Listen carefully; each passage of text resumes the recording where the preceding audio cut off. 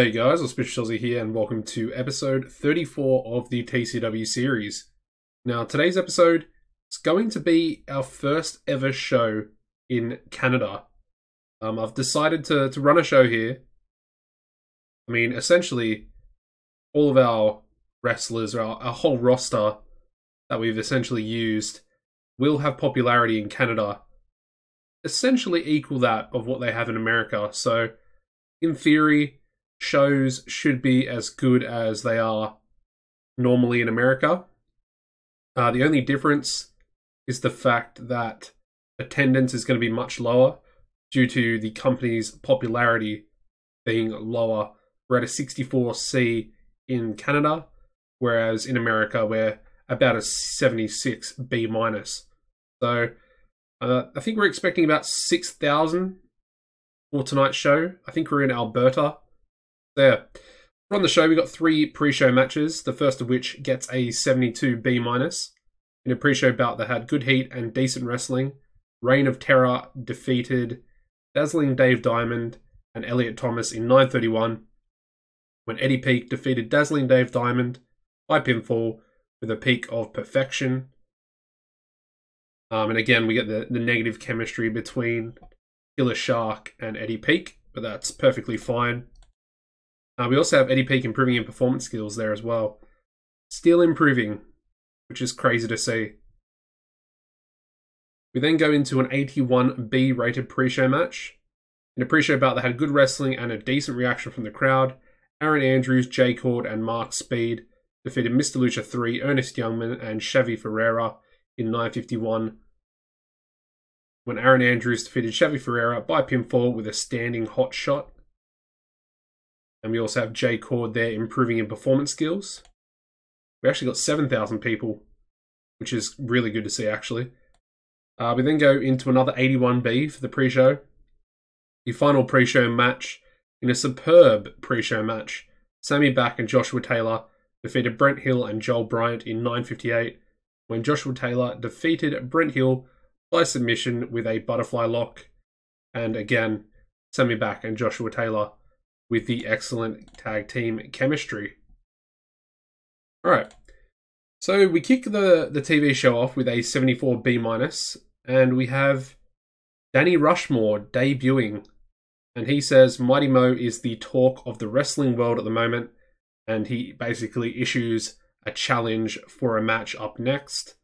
Danny Rushmore, pretty old. He got released from US Pro. Decided to bring him in. More of like a short-term deal, just to try and get, some decent faces, some much-needed momentum and victories going forward. But he debuts his monster gimmick, and it gets an initial rating of very good. So, pretty happy with that. A nice B- promo starting things off. The match itself also gets a 74B-. In about that had good heat and decent wrestling. Mighty Mo defeated Danny Rushmore in 10:15 by pinfall with a plunging spinebuster.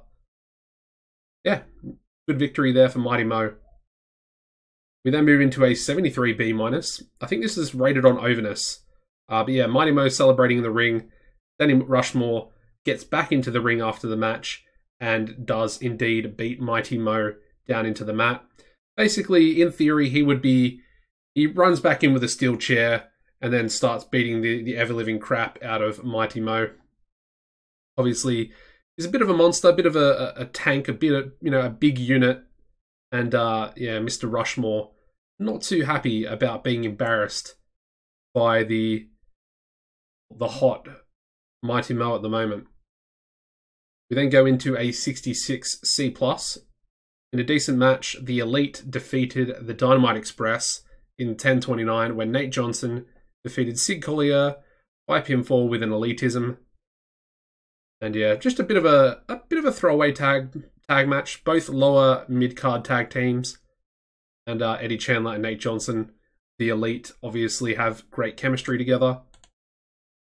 Yeah, just more of a match to showcase them on TV more than anything. We then go into a 69C+ angle. We have the Canadian Animals, and they are going to make sure that they do Canada proud tonight by keeping the international title. Of course, Bart Biggins did actually pin Ed Stone last week in the 6-man tag, so therefore he's getting a shot at the international title in Canada. Of course, Ed Stone is Canadian himself, so pretty big match. The match does really well for a 10-minute match. 77B, and about they had good heat and decent wrestling. Ed Stone defeated Bart Biggins in 9:52 by pinfall with a party's over. During the match, we also had Freddie Huggins distract Biggins. Ed Stone makes defense number 3 of his TCW international title. So yeah, Canadian Animals coming out with Ed Stone coming out with the title, but obviously Freddie Huggins, one half of the Canadian Animals, causing a distraction, which obviously led to the pinfall. We then go into an 85B+ rated angle from the New Wave, and they are worried about New Legacy. Of course, New Legacy are the #1 contenders for the World Tag Team titles, and they think that they may need some backup. Interesting. Of course, Aaron Andrews is aligned with New Legacy as the Stronghold. We then go into a match between Scout and Greg Gage, which gets a 76B-. And about they had superb wrestling and a decent reaction from the crowd. Greg Gage defeated Scout in 19:53 by submission with a proton lock after interference from Jay Cord.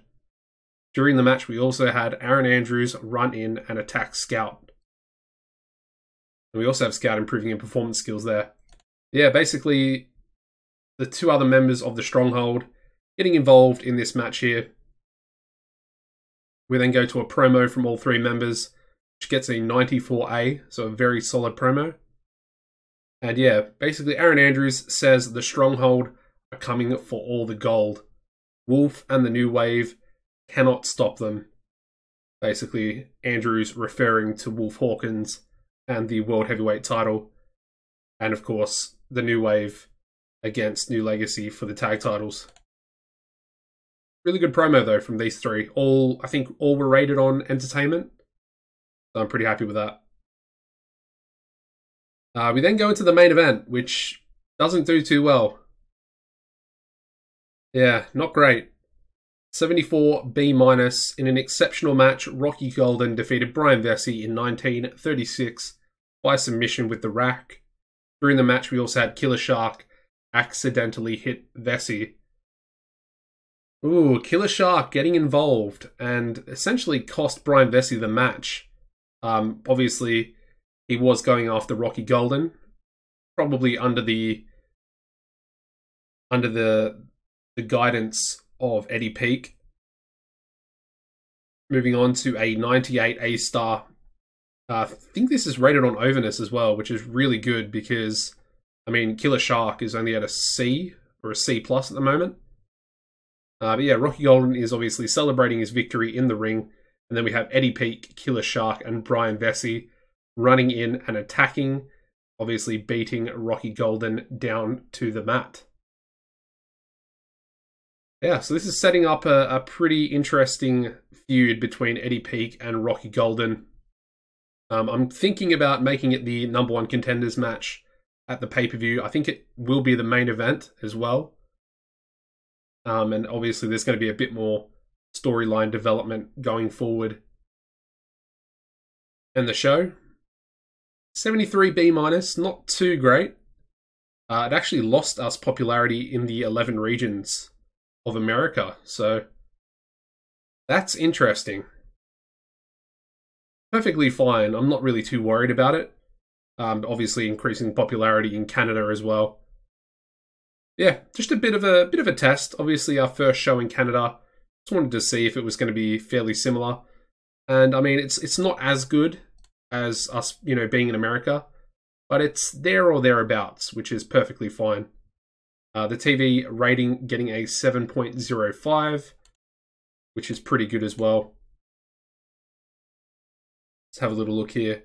So we have indeed dropped down to a 75B- across the board in America, which is weird because I didn't think that we would take any penalties unless that is actually over now and we can actually gain popularity.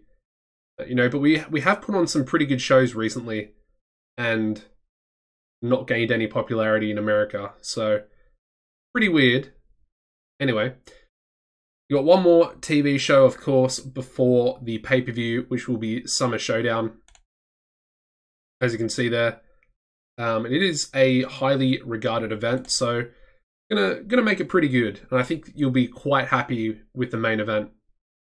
Anyways, guys, that's going to wrap this episode up. You could drop a like on the video, it'd be much appreciated. Subscribe to the YouTube channel as well. And yeah, as always, apart from that, take it easy and goodbye.